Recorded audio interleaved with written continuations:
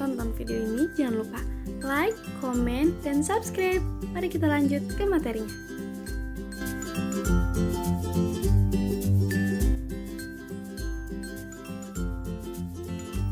Apa yang dimaksud Maluku Angkat Senjata? Jadi, Maluku Angkat Senjata adalah salah satu bentuk perlawanan rakyat Indonesia terhadap kolonialisme dan imperialisme yang mencoba menguasai kekayaan dan kemerdekaan mereka. Perlawanan ini berlangsung sejak abad ke-16 hingga abad ke-19, melawan berbagai penjajah seperti Portugis, Spanyol, VOC, dan Belanda.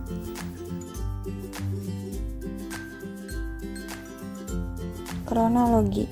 Tahun 1521, Portugis berhasil masuk ke Maluku pusat aktivitas melalui Ternate. Lalu tidak lama kemudian orang Spanyol datang dan memusatkan di Tidore. Tahun 1529, perang antara Tidore melawan Portugis. Penyebab perang ini kapal-kapal Portugis menembaki junjung dari Belanda yang akan membeli cengkeh ke Tidore. Lalu terjadi peperangan. Portugis menang dibantu dengan Ternate dan Bacan. Tahun 1534, perjanjian Saragossa antara Portugis dan Spanyol. Tahun 1565, perlawanan rakyat Ternate dipimpin oleh Sultan Hairun atau Hairun. Tahun 1570, di benteng Sao Paulo, Portugis mengajak Sultan Hairun berunding karena sudah kewalahan. Namun Sultan Hairun malah dibunuh. Tahun 1575, Portugis dapat didesak, diusir dari Ternate di bawah pimpinan Sultan Bang Abdullah. Hingga tahun 1605, Portugis menguasai Ambon dan diusir oleh VOC, kemudian menetap di Timor Timur. Tahun 1635 sampai 1646, serangan sporadis dari rakyat dipimpin oleh Kaki Ali dan Teluka Besi. Tahun 1680, VOC memaksa ke penguasa Tidore sebuah perjanjian. Tahun 1805, akhirnya Sultan Nuku berhasil mengembangkan pemerintah yang berdaulat, melepaskan diri dari dominasi Belanda di Tidore sampai akhir hayatnya. Latar belakang perlawanan terhadap Portugis. Portugis melakukan monopoli perdagangan. Portugis ikut campur tangan dalam pemerintahan. Portugis membenci pemeluk agama Islam karena tidak sepaham dengan mereka. Portugis wewenang terhadap rakyat. Keserakahan dan kesombongan bangsa Portugis.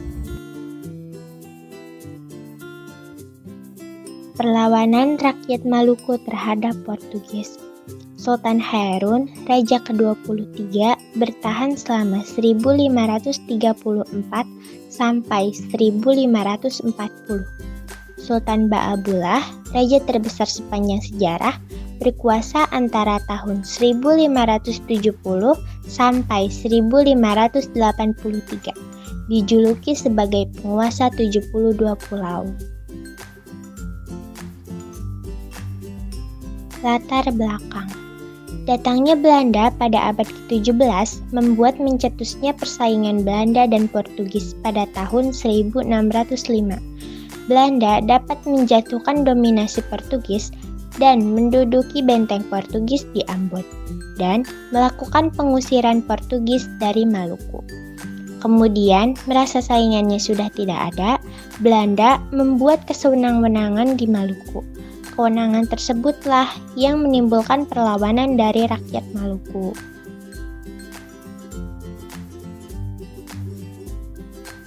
Kewenangan VOC.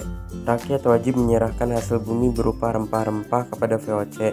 Diterapkannya hak ekstirpasi oleh Belanda, yaitu hak untuk menebang tanaman rempah-rempah agar harga tetap terjaga, dan ketika harga rempah-rempah di pasaran meningkat, maka secara serentak diwajibkan menanam rempah-rempah. Pelayaran Hongi atau patroli laut merupakan gagasan dari Frederik de Houtman yang menjadi gubernur pertama Ambon ketika itu.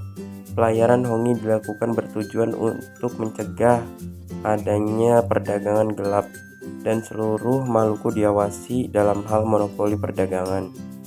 Penduduk wajib kerja paksa untuk kepentingan Belanda, misalnya di perkebunan dan membuat garam.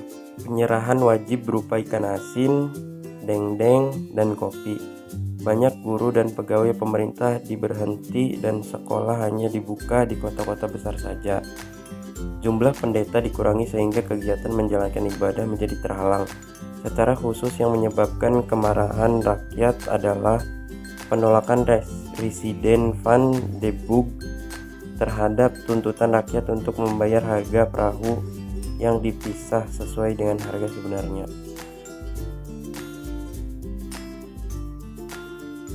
Perlawanan rakyat Maluku di tahun 1797 dipimpin Sultan Nuku dari Tidore. Perlawanan gagal di tahun 1805 saat Sultan meninggal. Sebelumnya ia sempat merebut kembali Tidore dari penjajah. Di tahun 1817 dipimpin oleh Thomas Matulesi atau Kapten Patimura bersama Paulus Tiohahu. Said Perintah dan Christina Marta meninggal saat perjalanan ke pengasingan.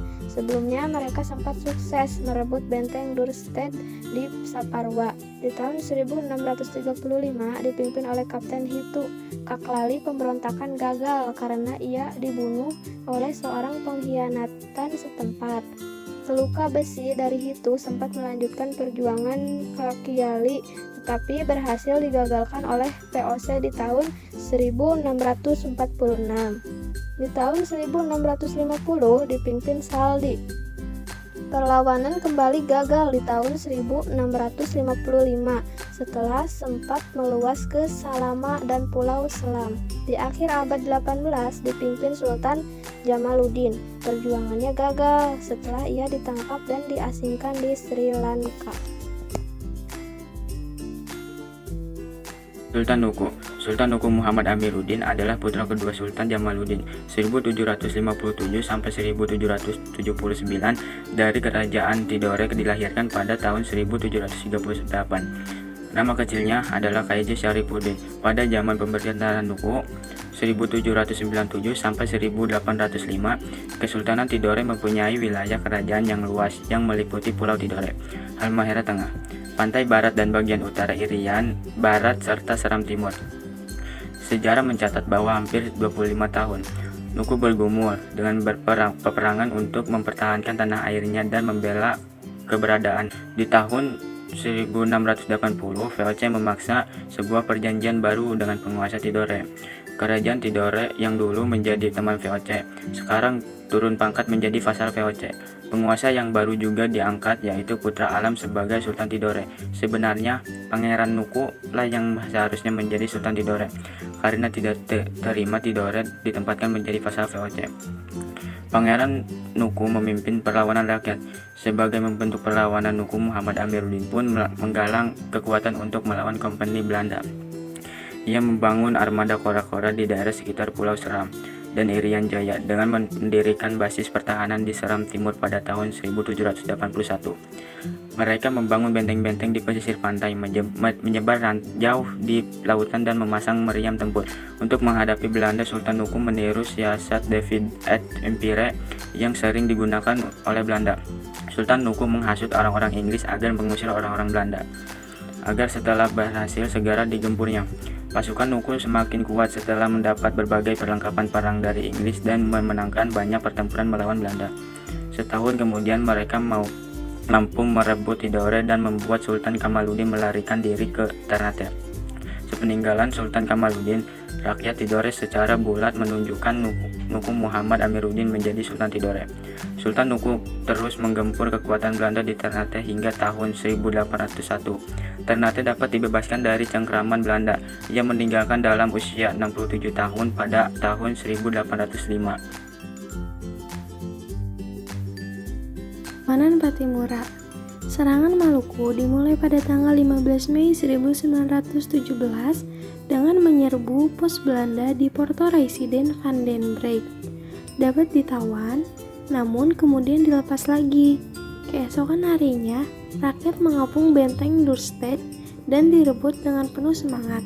Seluruh isi benteng itu dibunuh, termasuk Residen van den Broek. Beserta keluarga dan para perwira lainnya, rakyat Maluku berhasil menduduki benteng Duurstede. Setelah kejadian itu, Belanda mengirimkan pasukan yang kuat dari Ambon. lengkap dengan persenjataan di bawah pimpinan Mayor Betjes. Ekspedisi ini berangkat pada tanggal 17 Mei 1817 dengan perjalanan yang melelahkan. Pada tanggal 27 Mei 1817, pasukan itu tiba di Sapura dan terjadilah pertempuran dengan pasukan Pattimura. Pasukan Belanda dapat dihancurkan dan Mayor Betjes mati tertembak. Belanda berusaha mengadakan perundingan dengan Pattimura, namun tidak berhasil, sehingga peperangan di Maluku terus berkorban. Belanda terus-menerus menembaki daerah pertahanan Pattimura dengan meriam-meriam, sehingga benteng Dusted terpaksa dikosongkan. Pattimura mundur, benteng diduduki Belanda. Tetapi kedudukan Belanda dalam benteng menjadi sulit karena terputus dengan daerah lain. Belanda minta bantuan dari Ambon. Setelah bantuan Belanda dari Ambon yang dipimpin oleh Kapten Listen dan Mayor, datang Belanda mengadakan serangan besar-besaran November 1817.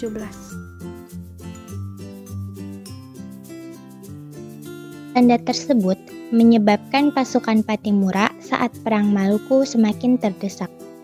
Akhir perlawanan. Serangan Belanda tersebut menyebabkan pasukan Pattimura saat Perang Maluku semakin terdesak. Banyak daerah yang jatuh ke tangan Belanda. Para pimpinannya juga banyak yang tertangkap, yaitu Rebok Thomas Petliwell, Pattimura, Raja Tidu, Lukas Latumahina, dan Johannes Matilesi. Pattimura sendiri akhirnya tertangkap di sisi Seri yang kemudian dibawa ke Sapama. Belanda membujuk Pattimura untuk diajak kerjasama. Namun Pattimura menolak. Oleh karena itu, pada tanggal 16 Desember 1817, Pattimura dihukum gantung di depan benteng Victoria Ambon. Sebelum digantung, Pattimura berkata, Pattimura tua boleh dihancurkan, tetapi kekal Pattimura muda akan bangkit. Nah, itu penjelasan tentang Maluku angkat senjata. Terima kasih sudah menonton.